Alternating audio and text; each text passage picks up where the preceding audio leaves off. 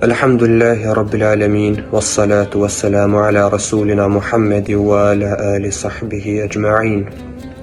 Të dashur motra dhe vëllezër besimtar, duhet të jemi të vetëdijshëm se çdo gjë në këtë botë është dhuratë nga Zoti i Gjithësisë. E dhurata më e çmuar, të cilën Zoti i Gjithësisë ja dhuroi njerëzimit, është koha. Një nga 114 kaptinat e Kur'anit, Zoti e emëroi posaçërisht me këtë emër, pra El Asr apo koha.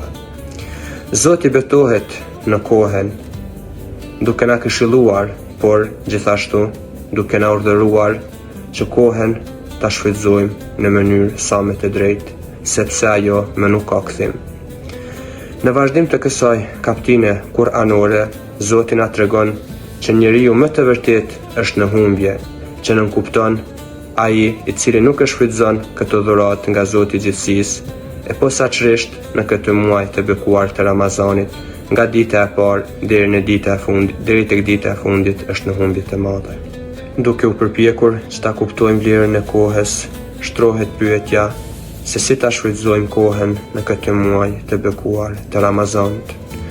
E para gjë që duhet të bëjmë është të shtojmë përshmërinë ndaj Zotit të Gjithësisë, sepse ai është i vetmi i cili i din të gjitha mëkatet tona.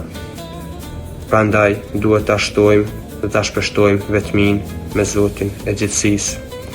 Duke u vetmuar me Zotin, njeriu duhet i harrojë të gjitha veprat e mira që i ka bërë dhe t'i kujtoj vetëm mëkatet, sepse vetëm në këtë mënyrë ai do të ndjej përshmëri të plotë me të gjithë qenjen e tij dhe do të jetë më i vetëdijshëm për krijimin e tij si krijes e dobët.